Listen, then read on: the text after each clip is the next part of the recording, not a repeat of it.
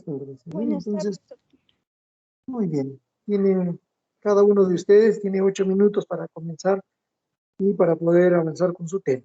Comenzamos con el primer tema.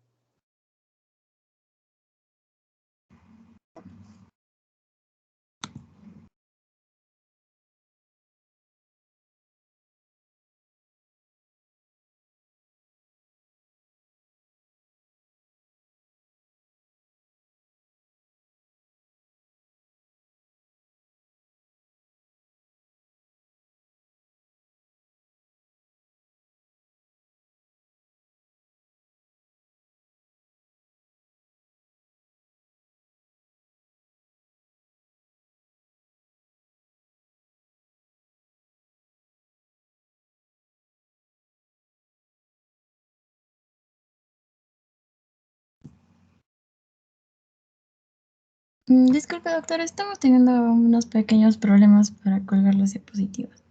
No te preocupes. Tomen haciendo más su tiempo y me pasan la voz. ¿Ya?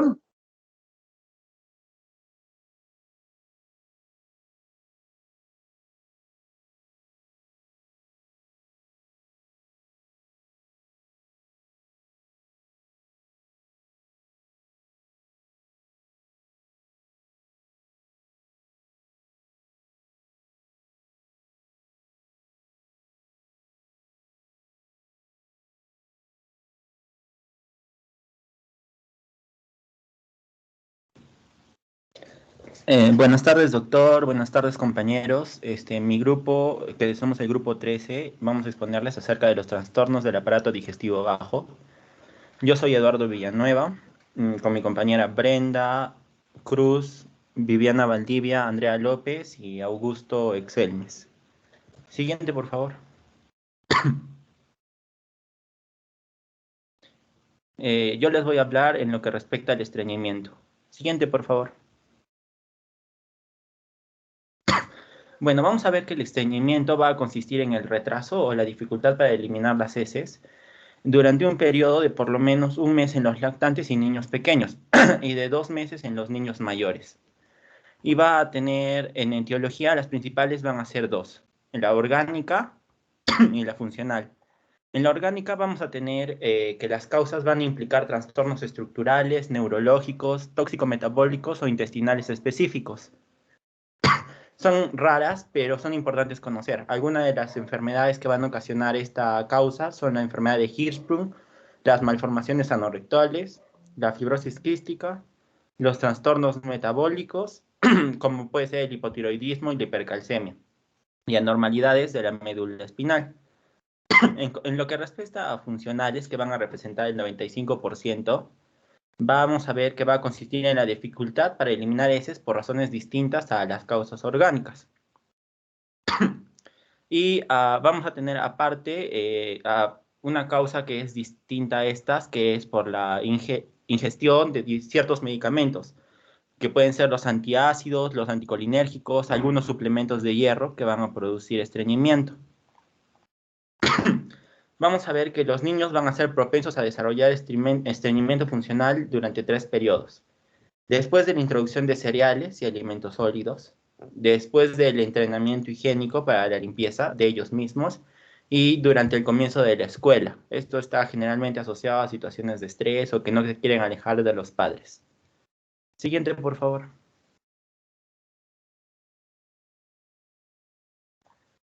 En cuanto a los síntomas y signos, vamos a ver que son muy relativos. Cuando son 2 evacuaciones menores a 2 evacuaciones de heces por semanas, heces que son duras, secas o grumosas, heces que son difíciles o dolorosas al momento de evacuar.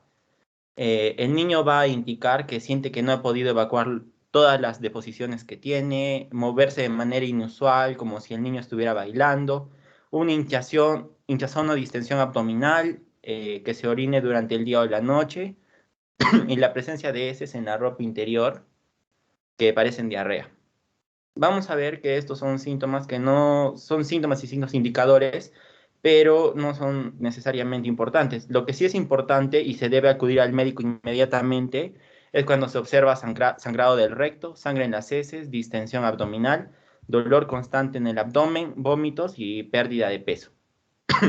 En cuanto a los factores de riesgo, vamos a hallar que son niños sedentarios, que no ingieren suficientes cantidades de fibra, que no beben suficientes líquidos, la toma de ciertos medicamentos, como indiqué anteriormente, o el consumo de algunos antidepresivos. Que tengan una afección médica que afecte al ano o al recto y un trastorno neurológico. Siguiente, por favor.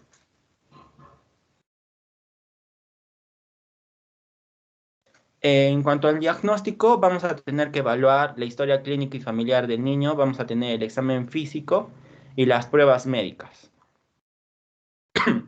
En cuanto a la historia clínica y familiar, hay que preguntarle al niño, o al papá o a la mamá que acompaña al niño, con qué frecuencia tiene una evacuación de heces, por cuánto tiempo ha presentado los síntomas, de qué aspectos son las heces que presenta el niño, si se ha observado la presencia de manchas rojas, o si hay manchas de sangre en el papel higiénico.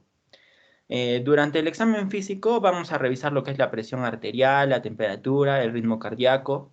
Hay que comprobar si hay deshidratación y hay que auscultar para escuchar ruidos extraños en el abdomen del niño.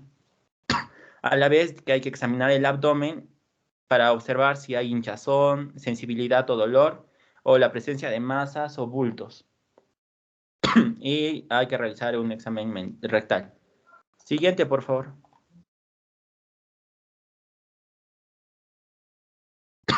En cuanto a las pruebas de laboratorio, vamos a hallar los análisis de sangre para ver si el paciente presenta anemia o hipotiroidismo o algún tipo de enfermedad celíaca. Las pruebas de heces para ver si hay sangre o signos de infección e inflamación. Y en las pruebas de orina, que también vamos a ver si hay signos de afección médica, como pueden ser infecciones de vejiga que pueden causar estreñimiento. En cuanto a las imágenes diagnósticas, vamos a usar los rayos X, la ecografía o la tomografía computarizada, ¿no? En este rayos X se puede observar en la parte inferior cómo hay una acumulación de heces, ¿no? Siguiente, por favor.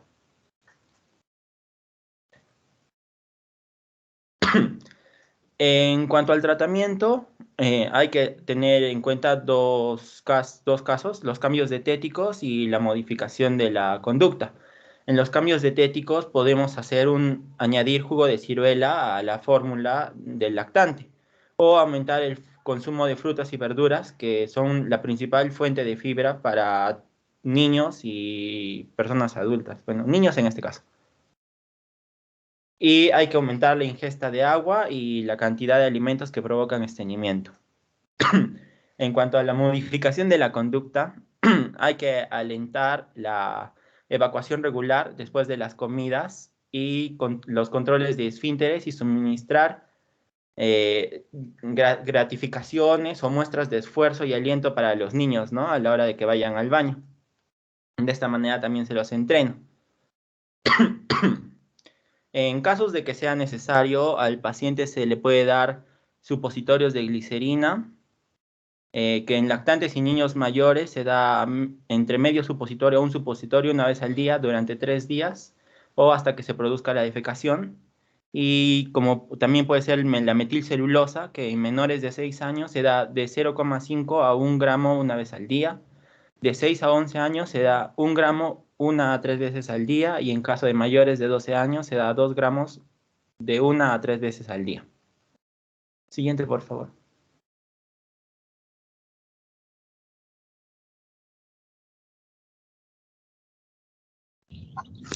Bueno, voy a continuar. Mi nombre es Brenda Cruz y voy a continuar con los pólipos rectales. Siguiente, por favor. Los pólipos del tracto gastrointestinal van a ser masas que se originan en la mucosa y van a ser prominencia hacia la luz. Estos son los tumores más comunes del tracto gastrointestinal, tanto en adultos como en niños, y el lugar de mayor localización es el recto. La mayoría de estos pólipos van a comenzar, como nosotros sabemos, como pequeñas elevaciones de la mucosa. Estos van a ser llamados sésiles y a medida que van aumentando de tamaño va a haber una proliferación de células adyacentes y también una atracción en la protrusión nominal, con lo cual va a crecer un tallo y ya pasaría a llamarse pedunculados, como vemos en la imagen. El- la clasificación de mayor importancia para nosotros vendría a ser la histopatológica, porque esta nos va a dar una idea acerca del pronóstico y también del tratamiento. Esta la va a agrupar en pólipos no neoplásicos, que se van a dividir en hiperplásico y amartomatosos. Y dentro de estos amartomatosos van a estar los pólipos juveniles y los de Peutz-Jeghers. Dentro de esto también podríamos describir el síndrome de poliposis juvenil autosómica dominante, y en este caso este ya llevaría a desarrollar un adenoma. Y también dentro de esta clasificación tenemos los neoplásicos, que son los adenomas. En cuanto a la epidemiología, estos pólipos son relativamente comunes en niños y se presentan en el 1% de preescolares y escolares. Estos en su mayoría van a ser de tipo juvenil y ocasionalmente van a ser adenomatosos. Siguiente, por favor. Vamos a pasar a desarrollar ahora cada uno. Tenemos dentro de los tumores amartosos los pólipos juveniles. Estos vienen a ser los más frecuentes de la infancia y se van a presentar hasta en el 2% de los niños. Por lo general, los niños suelen debutar en la primera década, sobre todo entre los 2 y 5 años, y de forma muy excepcional por debajo del año de edad. Estos pólipos pueden localizarse en sí en cualquier punto del tubo gastrointestinal, pero sobre todo en el colon rectosigmoideo, y pueden ser solitarios, pero también podemos encontrarlos de forma múltiple. En cuanto a sus manifestaciones clínicas, los pacientes por lo general van a presentar rectorragia indolora tras la defecación. Esta suele ser escasa e intermitente y muy pocas veces puede incluir una anemia ferropénica o también una hipoalbuminemia. Si en caso esta hemorragia fuera profusa, esta suele autolimitarse por sí sola y ya solo requeriría soportes hasta que sea de forma espontánea tras una autoamputación. En ciertas ocasiones se va a precisar una polipectomía endoscópica para que podamos controlar esta hemorragia. También el niño podría presentar dolor abdominal o retorcijones, que son muy infrecuentes, a menos de que estos se asocien con una invaginación. También podría ser que presenten prolapso con una masa pedicular edematosa que sobresale por el recto. Y este prolapso se va a asociar con exudado mucoso y también la presencia de prurito. Para su diagnóstico, el diagnóstico y tanto este como el tratamiento se va a realizar mejor por endoscopía. La colonoscopia nos va a permitir realizar una biopsia, también una polipectomía con asa de diatermia, que es la que vemos en la imagen, y también podemos con esta visualizar lesiones sincrónicas.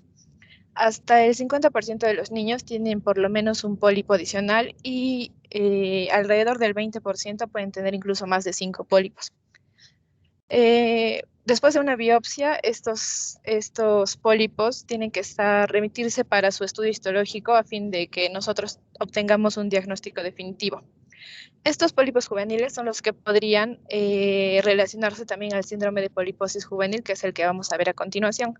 Siguiente, por favor. En este caso de síndrome de poliposis juvenil, los pacientes ya van a presentar múltiples pólipos juveniles. Por ejemplo, bueno, en sí es como mínimo 5 y por lo general entre 50 y 200. Y las manifestaciones clínicas al igual pueden ser rectorragia, diarrea, sangrado e invaginación intestinal. Para su diagnóstico, en este caso vamos a ver que hay antecedentes familiares con un patrón autosómico dominante. Se ha visto alteraciones de las vías del factor de crecimiento transformante beta en algunos pacientes y familias también con este síndrome. Más o menos hasta el 60% de los pacientes con este tienen mutaciones de los genes SMAD4 o BMPR1A. El diagnóstico nosotros lo vamos a establecer en caso de que el paciente presente uno de los siguientes criterios. Pueden ser 5 o más pólipos juveniles en el colon y recto, o múltiples pólipos juveniles, pero ya en otras partes del tracto gastrointestinal, o también cualquier cantidad de pólipos juveniles en una persona que ya tiene antecedentes familiares conocidos de pólipos juveniles. Tras estos criterios, si la persona presenta alguno de estos, lo que pasamos a hacer son pruebas genéticas. Las personas que van a cumplir con estos criterios y además de que de que en las pruebas genéticas se detecte una mutación de la línea germinal en estos genes que mencionamos, ya se nos va a confirmar el diagnóstico y también se le aconseja a los miembros de la familia en riesgo que se sometan a un estudio. Si es que no hemos identificado una variante patógena en la familia y el individuo aún así presenta criterios, aún lo consideramos en riesgo y se trata como pacientes con resultados positivos de pruebas genéticas. Para el manejo, estos pólipos son idénticos a los pólipos juveniles solitarios desde el punto de vista histológico. Sin embargo, el riesgo de cáncer digestivo es muy superior. Entonces, este riesgo incluso es mucho mayor si es que hay una mayor carga de pólipos y mucho más si es que también hay antecedentes familiares. Por tanto, estos pacientes se deben someter a una esófago-gastroduodenoscopía, una colonoscopía y también tránsitos con contraste digestivo alto de manera rutinaria. Nosotros debemos pensar en realizar una polipectomía o biopsia de los pólipos seriados si es que fuera posible, y si es que observamos displasia o también degeneración maligna, ya pasamos a una colectomía total. Siguiente, por favor. Pasamos al siguiente, por favor.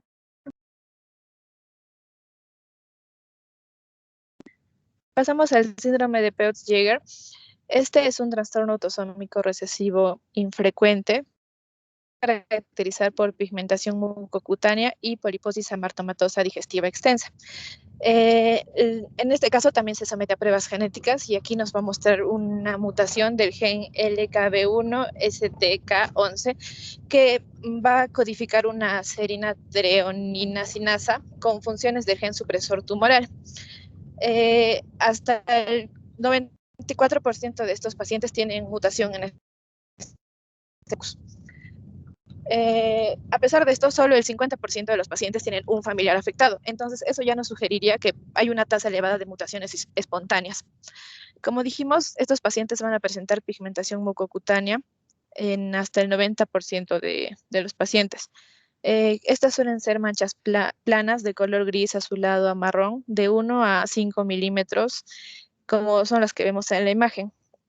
Por lo general ocurren en los labios y la región perioral, pero también pueden estar en la palma de las manos, mucosa bucal y plantas de los pies. Esta suele ocurrir durante los primeros 1 o 2 años de vida y va a aumentar de tamaño y número durante los años siguientes. Y finalmente se va a desvanecer después de la pubertad, a excepción de los que vamos a ver en la boca. En este caso, la transformación maligna va a ser muy rara.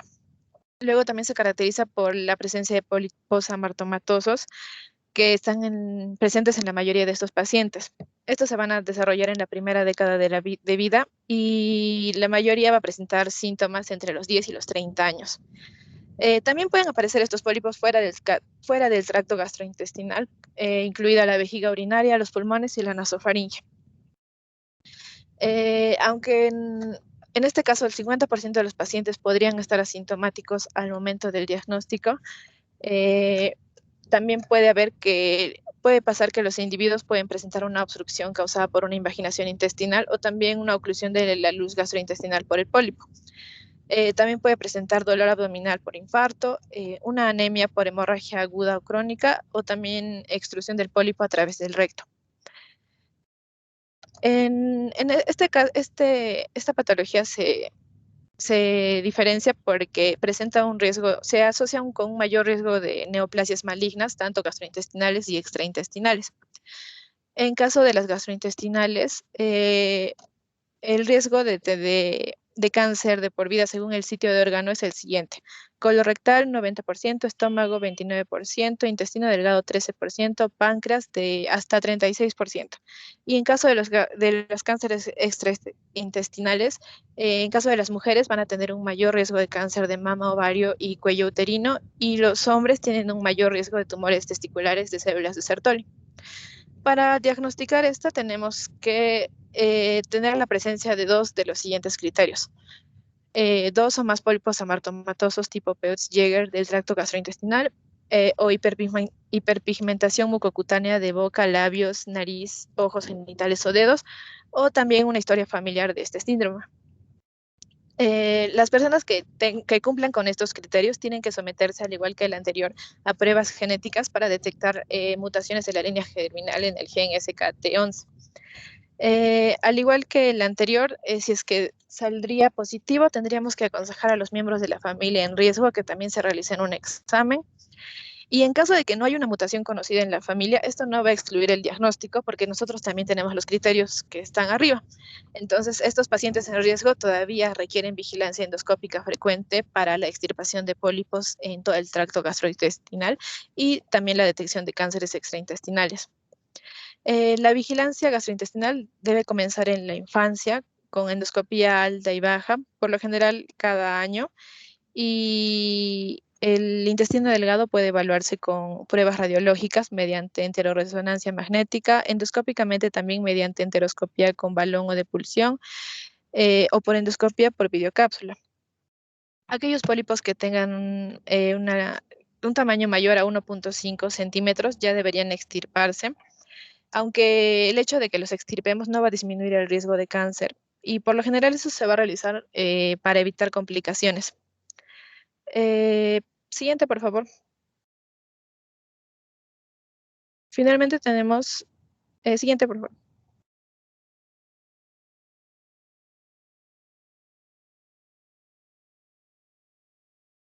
Siguiente, por favor.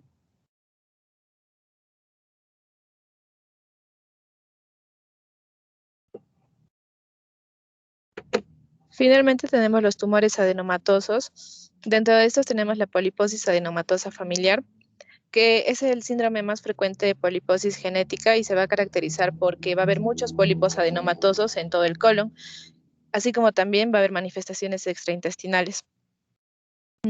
Este síndrome de poliposis adenomatosa familiar y los síndromes relacionados también a estas se van a relacionar con mutaciones del gen de la poliposis adenomatosa del colon o APC.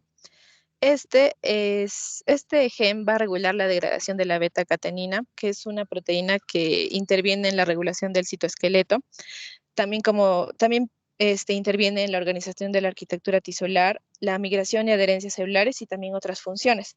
Entonces, la acumulación intracelular de esta beta-catenina puede ser la responsable de la proliferación de las células epiteliales del colon y con esto la formación de los adenomas.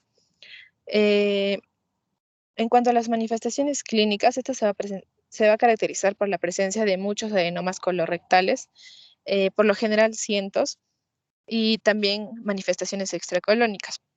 Los pólipos suelen aparecer al final de la primera década de la vida y en el momento del diagnóstico primero nosotros vamos a ver más de 10 pólipos adenomatosos en el colon y el recto y esta va a aumentar conforme aumenta la edad. Va a llegar a varios cientos de pólipos, como vemos en la imagen. La presentación clínica va a ser variable. Estos pólipos por lo general son sésiles y asintomáticos al inicio. Si es que aparecieran síntomas, puede ser rectorragia, retorcijones y diarrea. La mayoría de los pacientes van a permanecer asintomáticos hasta que ya presenten síntomas de cáncer colorectal. Van a ser diagnosticados por lo general entre los 20 y los 40 años de edad y el 75% de ya diagnosticados van a ser sintomáticos. En este caso, si es que no hay una intervención en esta patología, el riesgo de desarrollar cáncer de colon es del 100% hacia los 50 años. En cuanto a las manifestaciones extraintestinales, pueden estar presentes desde el nacimiento o también desarrollarse al final de la infancia. Las lesiones pueden ser una hipertrofia congénita de epitelio pigmentario de la retina, también tumores desmoides, quistes epidermoides, osteomas, fibromas y lipomas. La expresión de estos hallazgos va a depender mucho de la localización en que esté la mutación de este gen APC. Tenemos otros síndromes asociados a estas mutaciones que son el del síndrome de Garner y el síndrome de Turcot. Siguiente, por favor. Para el diagnóstico de esta poliposis adenomatosa familiar, tenemos que sospechar en caso de pacientes que tengan 10 o más adenomas colorectales acumulativos y también si es que el paciente tiene antecedentes de adenomas en combinación con características extracolónicas como son las que ya mencionamos. En algunas circunstancias el diagnóstico para nosotros va a ser muy obvio porque por la herencia autosómica dominante de esta poliposis colónica difusa y también las características extracolónicas clásicas. Si nosotros identificamos tras pruebas genéticas una mutación del gen APC, tenemos que ofrecer pruebas genéticas específicas de la mutación a los familiares en riesgo. La edad razonable para que comencemos con esta evaluación es entre los 10 y 12 años.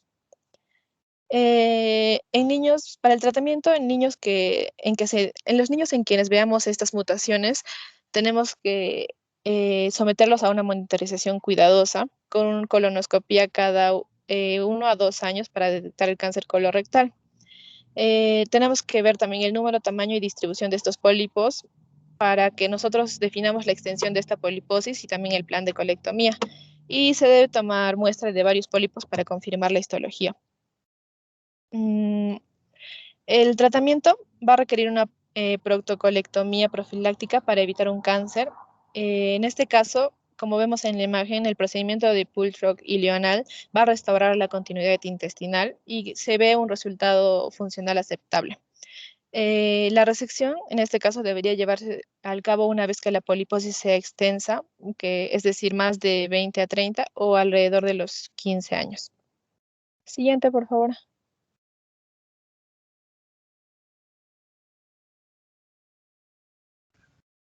Buenas tardes, doctor. Soy Viviana Valdivia Eduardo y voy a hablar de las malformaciones anorrectales, especialmente lo que es ano imperforado. Siguiente, por favor.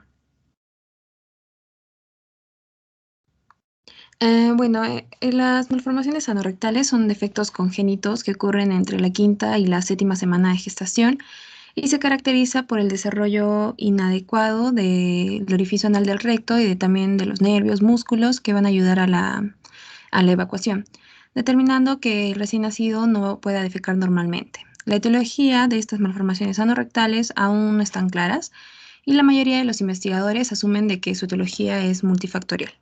Siguiente, por favor. Vamos a hablar un poco de la clasificación de todas estas malformaciones anorrectales. En esta imagen se ve todos los tipos de malformaciones anorrectales, pero para anotar estas malformaciones, primero tenemos que ver lo que es normal. La primera imagen, que es la superior izquierda, es el caso de una niña de anatomía normal en la que podemos observar que tiene en la parte de adelante el hueso púbico, detrás está la vejiga con su uretra, después está el útero, la vagina, y en relación a la parte rectal es la que está como en una forma de S, que termina en el ano, el cual está rodeado por los esfínteres a un lado y de forma transversal está el músculo elevador del ano. Esto es lo normal. ¿Qué tipos de malformaciones tenemos en el caso de la mujer? Primero tenemos la malformación anorrectal sin fístula, o también llamada ano imperforado. Es el cierre del ano que no se perfora, el recto continúa en su parte distal y no termina en un orificio, o sea, está bloqueado. La segunda es la malformación anorrectal sin fístula perineal, el ano el cual no está saliendo por su desembocadura normal, está saliendo por fuera de los esfínteres y va a formar una fístula al perineo. Luego está la malformación anorrectal con fístula vestibular, donde se ve la fístula en el vestíbulo vaginal. Esta es la más frecuente en las niñas. Y tenemos la cloaca persistente, donde hay comunicación con la vagina, entre el recto y la vagina, a través de una fístula. Pero también en esta cloaca persistente entra la vagina, a la vagina la uretra. Entonces, esta malformación es más severa en las mujeres. En la imagen, en el caso de los varones, ya la cosa es bastante parecida, pero con la diferencia, obviamente, de que los varones no tienen vagina, vestíbulo vaginal ni útero.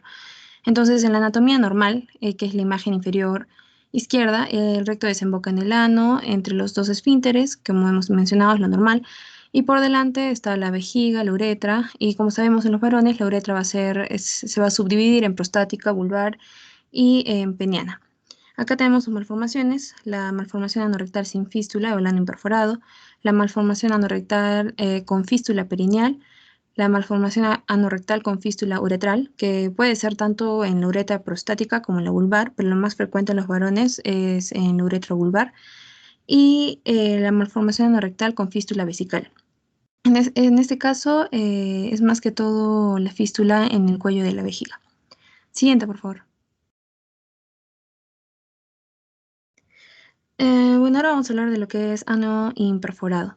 El ano imperforado es una enfermedad congénita adquirida durante la vida embrionaria entre la sexta y octava semana de gestación y se va a caracterizar por la ausencia de una abertura anal normal. Por lo general, el diagnóstico se va a hacer en el nacimiento. En cuanto a la embriología, normalmente en el desarrollo del feto durante el embarazo, el intestino desciende a través de la cavidad abdominal hasta llegar al esfínter rectal. Y este esfínter va a contener nervios, músculos que son necesarios para sentir y controlar los movimientos intestinales. El intestino posterior, como ya sabemos, da origen al tercio distal del colon transverso, al colon descendente, el sigmoide, el recto y la porción superior del conducto anal.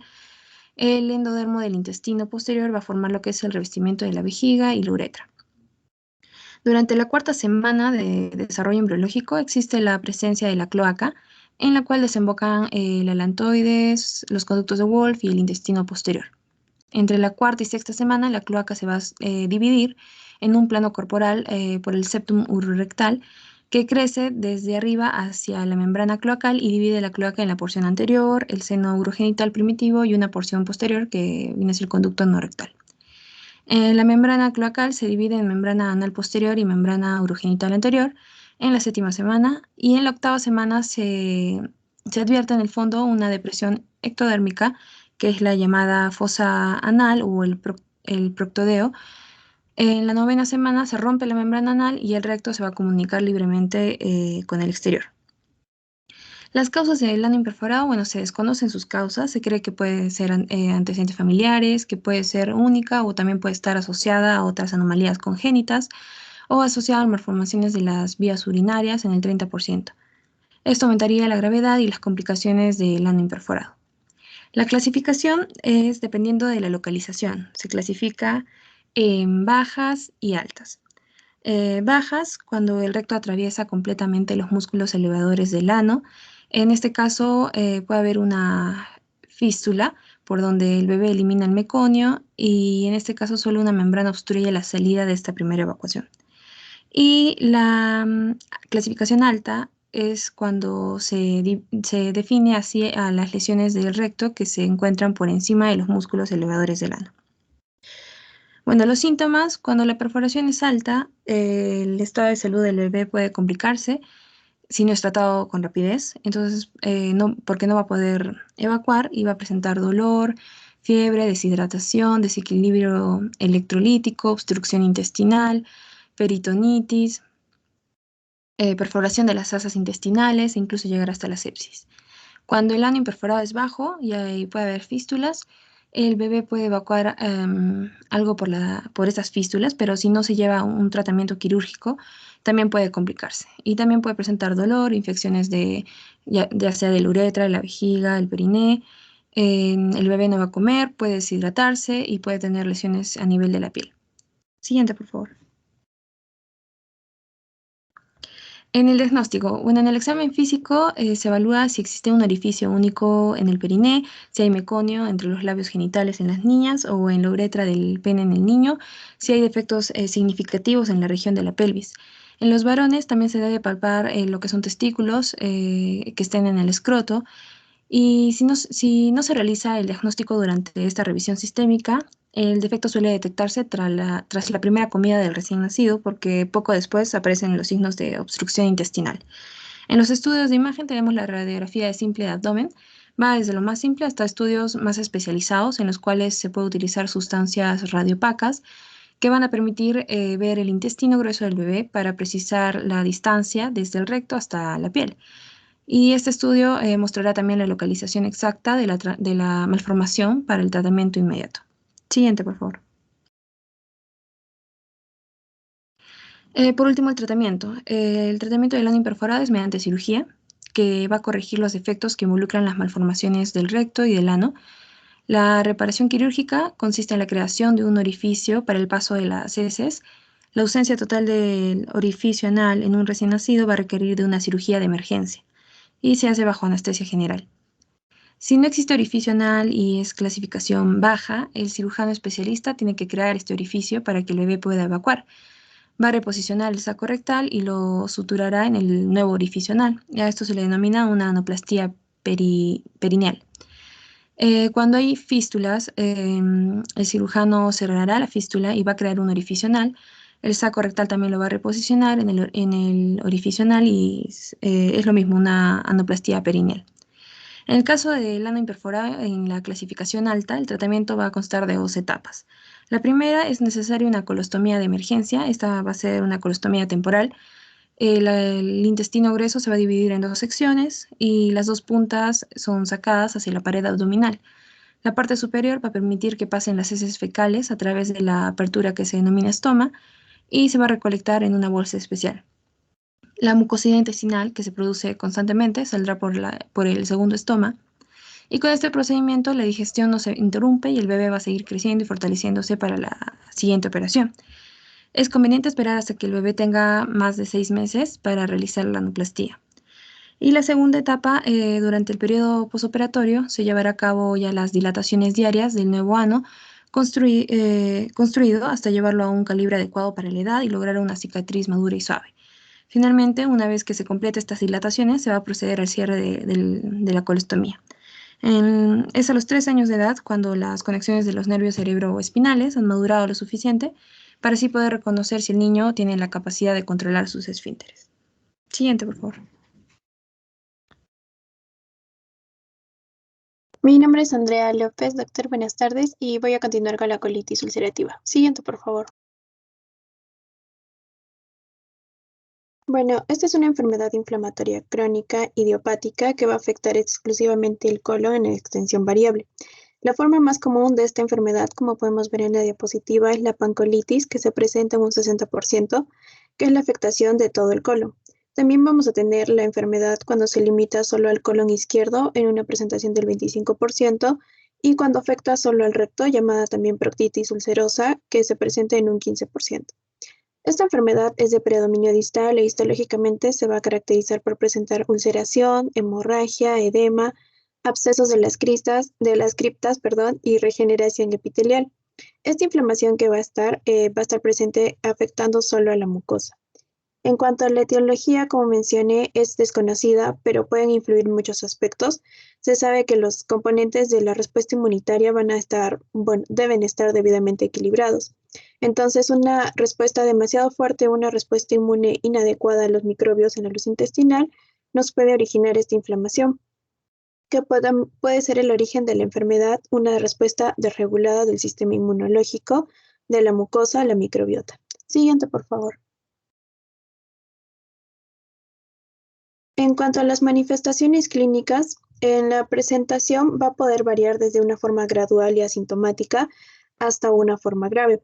La característica típica de esta enfermedad es que vamos a encontrar la presencia de sangre, moco en heces y diarreas. También van a ser frecuentes la urgencia defecatoria y el tenesmo. Y bueno, vamos a poder escuchar la presencia de retortijones abdominales, sobre todo al momento de la defecación, y los ruidos intestinales nocturnos van a ser muy comunes. En cuanto a la forma grave de esta presentación, se va a caracterizar por tener fiebre, anemia, hipoalbuminemia, leucocitosis y más de 5 deposiciones sueltas sanguinolentas por día. En un menor porcentaje de los pacientes pediátricos puede haber anorexia, pérdida de peso y retraso en el crecimiento, pero esto normalmente no es común, o sea, no es lo usual. Y para que podamos diferenciar en qué grado de afectación se encuentra el paciente, es que usamos la clasificación de Montreal de colitis ulcerativa, donde podemos ver extensión y la gravedad. En extensión tenemos 3, que es las que le mencioné en la primera diapositiva. E1, proctitis ulcerosa, E2 cuando está limitada al lado izquierdo y la E3 cuando es extensa o es la pancolitis. En cuanto a la gravedad, S0 si es la colitis en remisión, silente o asintomática, S1 si es colitis leve, S2 colitis moderada y S3 si es la colitis grave. En cuanto a las manifestaciones extraintestinales que también vamos a poder ver, puede estar la presencia de un pioderma gangrenoso, pueden presentar uveitis, artropatías periféricas, hepatitis, pancreatitis agudas, nefrolitiasis. Y bueno, la evolución de esta colitis ulcerosa se va a caracterizar por la remisión y la recidiva sin explicación aparente de estos. Y bueno, en sí, después de recibir el tratamiento de los síntomas iniciales, solo un 5% de estos niños puede tener una remisión prolongada, que esta remisión más o menos sería mayor a 3 años.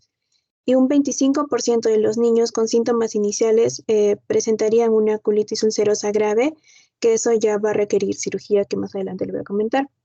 En el caso de que los síntomas sean recurrentes, puede haber la posibilidad de presentar ya una infección entérica y también puede estar dando la reagudización de este cuadro. Siguiente, por favor. Para el diagnóstico tenemos la clínica, nos puede dar rectorragia, diarrea que es intensa, la presencia del dolor abdominal que puede ser de un grado moderado. En los casos más graves, como mencioné, pero que no es común ni usual, puede haber anorexia, pérdida de peso y retraso en el crecimiento.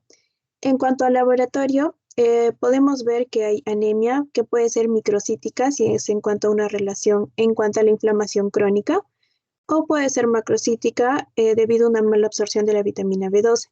También vamos a encontrar la ferritina sérica que puede estar normal o aumentada, leucocitosis, elevación de la velocidad de sedimentación y la proteína C reactiva. Pero estos valores también pueden encontrarse dentro de lo normal en una colitis fulminante. La hipoalbuminemia también va a ser un marcador de gravedad. Además, para hacer el diagnóstico correcto, si es que se sospecha de una colitis ulcerosa, se debe realizar un coprocultivo para descartar la presencia de los patógenos entéricos, como es el Clostridium, Campylobacter, Escherichia coli, Salmonella y parásitos como Entamoeba o Yardia. Según las imágenes, podemos tomar radiografías abdominal, que va a mostrar la pérdida de las austras en un colon lleno de aire, o si es que hay una dilatación intensa con el megacolon. El contorno del colon también puede aparecer con un aspecto cerrado por las ulceraciones, donde pueden haber zonas con pseudopólipos. Si usamos también el enema de Vario, que nos va a mostrar la afectación de la colitis que es continua, habrá especulaciones, contornos irregulares o cerrados, y también vamos a ver hallar la pérdida de las austras. Pero esta técnica con Vario va a estar contraindicada si es que la colitis se va a encontrar en una fase activa no controlada y si es que también sospechamos de un megacolon. También podemos usar la tomografía computarizada para valorar el engrosamiento de la pared intestinal y si hay la existencia de fístulas o abscesos. Y otra técnica que es la gammagrafía con leucocitos marcados, como el tecnecio 99, que unido a los leucocitos van a poder hacer notar estas zonas del intestino con inflamación. Y si es que no se puede realizar la endoscopía. Siguiente, por favor. En cuanto a la endoscopía, es una endoscopía digestiva baja para poder ver las lesiones y clasificarlas. Podemos usar el cuadro de clasificación endoscópica de Mayo, que son, grado 0, grado 1, grado 2, grado 3, desde normal o que no hay enfermedad hasta una enfermedad grave, ¿no? Y mediante esta exploración endoscópica es que vamos a poder ver si es que existe un punto de corte entre la zona inflamada y el colon normal, o si es que está afectado también todo el colon, que es la pancolitis. Y otra técnica que también puede ayudar es la sigmoidoscopía flexible, que también nos puede confirmar el diagnóstico. En cuanto a la biopsia, nos va a mostrar signos de inflamación, ya sea aguda o crónica, con grave distorsión de las criptas, si hay disminución de las células caliciformes o si hay inflamación, que esta la vamos a ver de forma continua y limitada solamente en la mucosa, cuando hay depresión de moco y ramificación de las criptas. Sobre todo esto lo vamos a ver en una colitis infecciosa. Siguiente, por favor.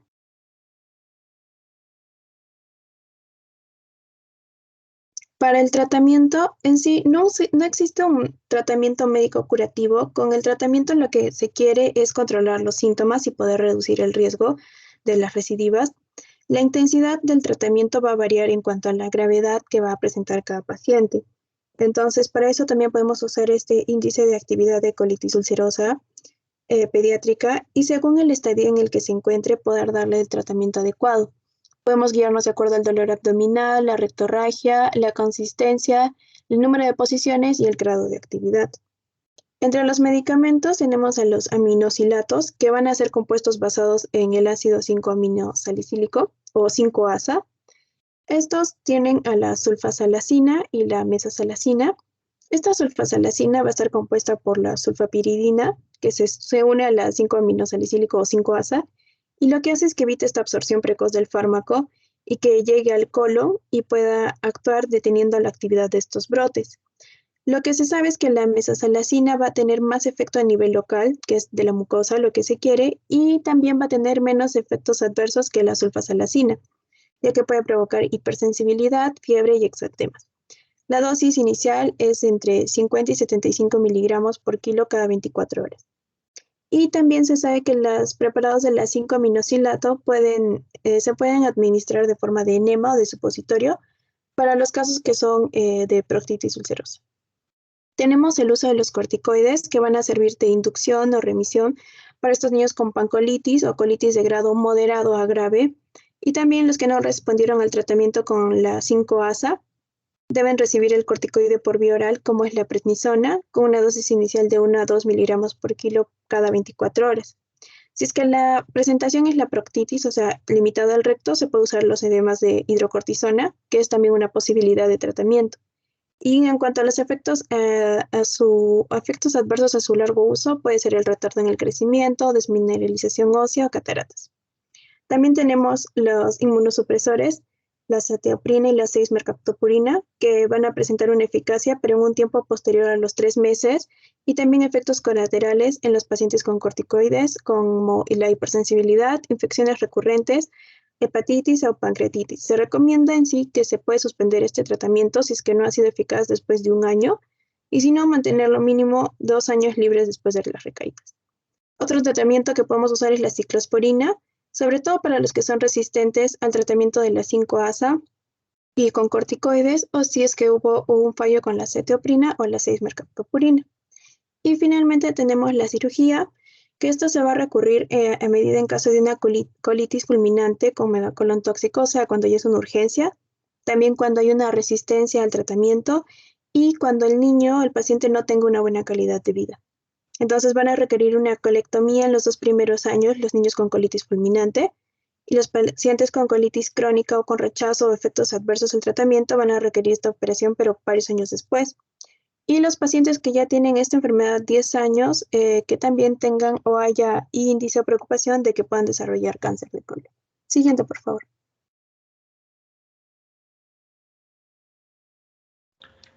Buenas tardes, doctor Fuentes. Mi nombre es Augusto Excelmes y voy a finalizar este seminario con enfermedad de Hirschsprung. Siguiente, por favor. La enfermedad de Hirschsprung se debe a la ausencia congénita del plexo autónomo de Meissner y de Auerbach de la pared intestinal. La incidencia estimada es de 1 por cada 5.000 nacidos vivos. Por lo general, la enfermedad se limita al segmento distal del colon en el 75% de los casos, pero puede comprometer todo el colon en el 5% de los casos, o incluso todo el intestino grueso y delgado. El área denervada siempre es continua. Afecta con mayor frecuencia a los varones. La relación entre varones y mujeres es de 4 a 1 respectivamente, a menos que esté afectando todo el colon, en cuyo caso no hay diferencia entre los sexos. En cuanto a la etiología, se piensa que la etiología de la ganglionosis es el fracaso en la migración de los neuroblastos de la cresta neural. Hay un componente genético significativo en este trastorno y al menos 12 mutaciones genéticas diferentes están asociadas con Hirschsprung. La probabilidad de que se presente la enfermedad entre los miembros de la familia aumenta al aumentar la longitud de intestino afectado de 3 al 8% para la enfermedad del colon distal y hasta 20% para la enfermedad que afecta a todo el colon. Alrededor del 20 a 25% de los pacientes con enfermedad de Hirschsprung tienen otra anomalía congénita y alrededor del 15% tienen una anomalía genética como puede ser el síndrome de Down. Alrededor del 20% de los pacientes con síndrome de hipoventilación central congénita también tienen la enfermedad de Hirschsprung. La combinación se conoce como síndrome de Haddam. Alrededor del 20% de los pacientes con displasia neuronal intestinal también va a presentar la enfermedad de Hirschsprung.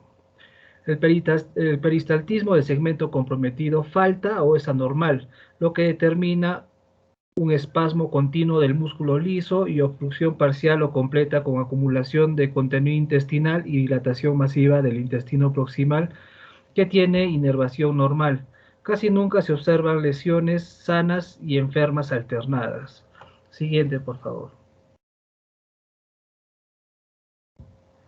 En cuanto a las manifestaciones clínicas, Con frecuencia los pacientes presentan síntomas en etapas tempranas, aunque algunos no presentan síntomas hasta la niñez o incluso hasta la edad adulta. Normalmente el 98% de los recién nacidos eliminan meconio en las primeras 24 horas de vida. Alrededor del 50-90% de los recién nacidos con la enfermedad de Hirschsprung no eliminan meconio en las primeras 48 horas de vida. Los lactantes van a presentar estreñimiento, distensión abdominal y por último vómitos, como en otras formas de obstrucción intestinal distal. En ocasiones los lactantes con ganglionosis de segmento ultracorto tienen solo estreñimiento leve o intermitente, a menudo con episodios interpuestos de diarrea leve, lo que va a retrasar el diagnóstico. En lactantes mayores y niños, los signos y síntomas son anorexia, estreñimiento, ausencia de impulso defecatorio fisiológico y al tacto rectal, el recto va a estar vacío con materia fecal palpable en niveles más altos del colon y una eliminación explosiva de materia fecal al retirar el dedo del explorador. Esto se va a llamar el signo de la explosión. Los lactantes también pueden mostrar retraso de crecimiento con menor frecuencia y los lactantes también pueden presentar enterocolitis de Hirschsprung. Siguiente, por favor. En cuanto al diagnóstico, el diagnóstico de la enfermedad de Hirschsprung debe realizarse lo más antes posible. Cuando más prolongada es la evolución de la enfermedad sin tratamiento, mayor es la probabilidad de presentar enterocolitis de Hirschsprung, o también llamada megacolon tóxico, que puede ser fulminante y letal. La mayoría de los pacientes pueden diagnosticarse en etapas tempranas de la lactancia. Por lo general, el abordaje inicial se realiza con colon por enema o biopsia rectal por aspiración. El colon por enema puede mostrar una transición de diámetro entre el colon proximal dilatado con inervación normal y el segmento distal estrechado que carece de la inervación normal. El colon por enema debe efectuarse sin preparación previa que puede dilatar el segmento anormal, lo que va a invalidar la capacidad diagnóstica del estudio. Como los hallazgos característicos pueden no estar presentes en el periodo neonatal, debe tomarse una radiografía a las 24 horas post-evacuación si el colon todavía está ocupado por el bario. Es probable que el paciente tenga la enfermedad de Hirschsprung. Una biopsia por aspiración rectal puede revelar la ausencia de células ganglionares. También puede efectuarse una tinción de acetilcolinesterasa para destacar los troncos nerviosos aumentados de tamaño. Siguiente, por favor. Algunos centros también efectúan la manometría rectal, que puede revelar la falta de relajación del esfínter anal interno, que es característica de la inervación anormal. El diagnóstico definitivo exige una biopsia de espesor completo del recto o del colon para identificar la extensión completa de la enfermedad y planificar el tratamiento quirúrgico. Siguiente, por favor. En cuanto al tratamiento, el tratamiento de la enfermedad de Hirschsprung es la reparación quirúrgica del intestino con inervación normal hasta el ano con la preservación de los esfínteres anales. En el recién nacido, esto ha sido típicamente un procedimiento de 2 etapas que comienza con una colonostomía proximal al segmento agangliónico para descomprimir el colon. Luego se permite que el recién nacido crezca antes de efectuar el segundo tiempo de procedimiento, durante el cual se reseca toda la porción ganglionar del colon y se efectúa un procedimiento de arrastre. Sin embargo, muchos centros realizan ahora un procedimiento en solo un tiempo, en el periodo neonatal para la enfermedad de segmento corto. Los resultados con técnica laparoscópica son similares a los del método abierto y se asocian con hospitalizaciones más breves y la iniciación más temprana de la alimentación y menos dolor también. Después de la reparación definitiva, el pronóstico es bueno, aunque hay una serie de lactantes que presentan dismotilidad crónica con estreñimiento o problemas obstructivos. Bueno, eso es todo. Gracias.